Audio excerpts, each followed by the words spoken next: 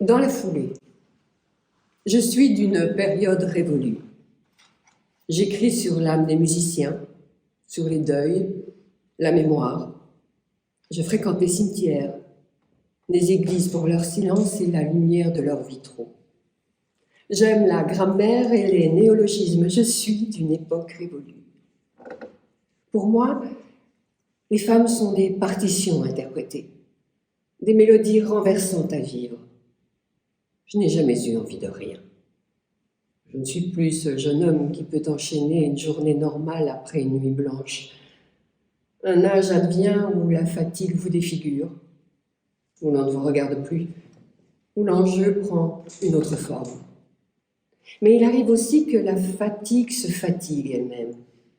L'énergie revient en looping, une acrobatie aérienne dans un ciel intérieur. Le soir, je ne tiens pas longtemps l'éveil. Le matin, si ça boum, je vais au zoo. J'apporte des bouts de pain en cachette à la lenteur qui, depuis sa loge, me regarde avec des yeux d'une grande profondeur, comme ceux des grands singes. Trouver sa propre vitesse de vie n'est pas chose aisée, car plus on va vite, moins on prend le temps de réfléchir et plus on consomme. La logique du marché encage la lenteur. Nous ne sommes pas tous égaux face à l'obligation d'aller vite. Parfois, nous n'avons pas le choix. Essayez de retrouver un peu de lenteur sans se culpabiliser. C'est déjà bien. Je n'ai jamais aimé courir. Je considère que cette aptitude devrait être réservée aux situations de grand danger. J'ai appris à tanner mes propres peurs pour les assouplir. À défaut d'être courageux, j'ai commencé à marcher pour de bon.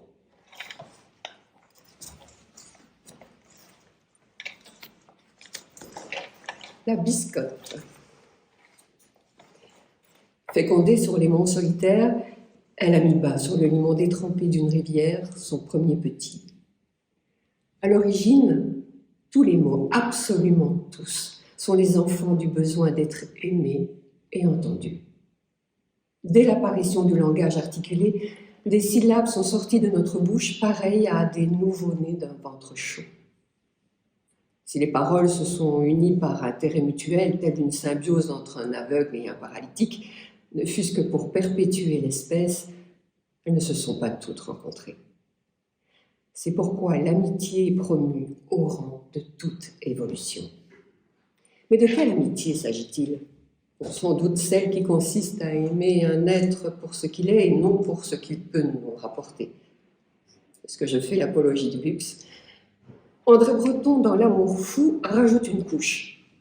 Que le don absolu d'un être à un autre, qui ne peut exister sans sa réciprocité, soit aux yeux de tous la seule passerelle naturelle et surnaturelle jetée sur la vie.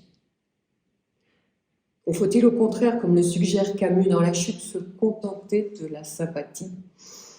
Je n'ai pas de réponse définitive. Et moi, en matière d'amitié, suis-je à la hauteur ? J'ai des ratés. Et puis, mes sentences seraient à l'image de la biscotte entre les doigts de Michel Serrault dans La cage aux folles. Au mieux, rasade de rire. Au pire, je me plombe de ridicule. Plutôt que d'affirmer, affiner mon sentiment.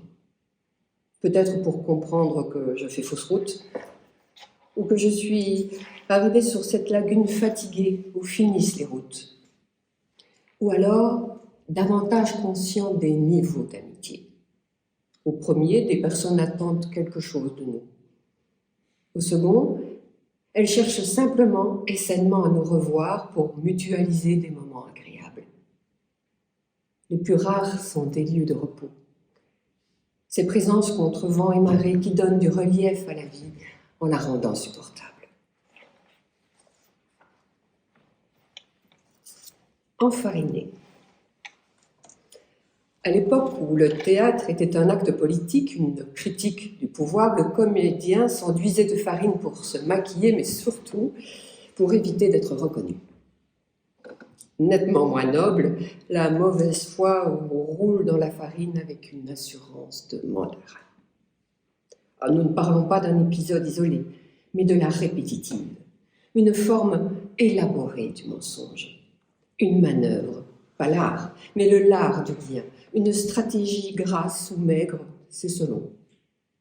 Détourner les propos, rejeter la faute sur autrui, nier la réalité des faits ou écarter un problème en affirmant qu'il n'y en a pas. Sous son habit d'apparat, c'est une frustrée en phase de macération.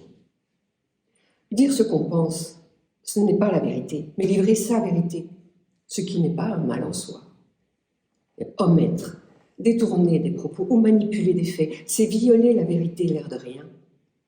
Ou alors de façon très affichée dans un simulacre de franchise, ou encore en se posant victime, en inversant les rôles. Et moi, le rédacteur d'histoire, suis-je un modèle de bonne foi? Je suis en compagnie de ma conscience qui ressemble à une loge d'artistes. Je me regarde dans la glace et je démaquille. Je me reconnais dans cette personne de bonne foi qui exprime ce qu'elle croit même dans l'erreur.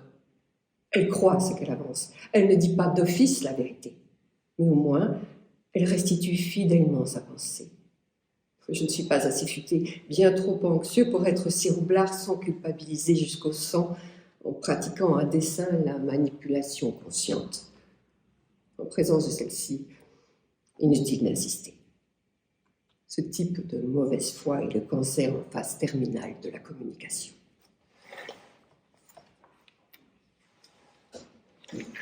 Ligne de crête. Ne rien occulter, le moins possible. La sueur sur le front du maçon et l'oisiveté du dandy. La dévouée aux causes humanitaires est celle qui illustre son nombril. L'avocate investie et l'impunité des pollueurs. La tendresse infinie d'une mère, d'un père pour son enfant et les assassins au nom d'un Dieu. Le menuisier, l'odeur du bois, les fantassins des poubelles, les nettoyeuses de surface, les mercenaires de la finance spéculative et les laissés sur le carreau au café du canal, où on ne peut même plus apporter ses baisers. L'enseignante qui, malgré les carcans, les renoncements, transmet la connaissance. La femme de caractère, la guerrière attachante et la pimpèche. Les intellectuels aux intelligences inatteignables et les je sais tout. L'humanité souillée des filles tarifées et les camionneurs qui pissent à Heineken sur le parking. La religieuse en prière, dans le silence respectueux du cloître. La poussière sur les étagères des bibliothèques publiques. L'ouvrier en vélomoteur qui rejoint son usine aux petites heures de l'hiver. L'aristocrate et sa toiture à refaire. La capacité du chien à entrer en rapport avec l'homme et la lâcheté des abandons. L'adolescente sur sa balançoire qui mâche un chewing-gum sans quitter des yeux son écran tactile. La retraitée aux yeux clairs qui entretient des rosiers magnifiques. La moitié d'orange qui vous rappelle qu'il ne faut jamais faire les choses à moitié. Et puis, les voyages inattendus de la douceur et les verrouillés.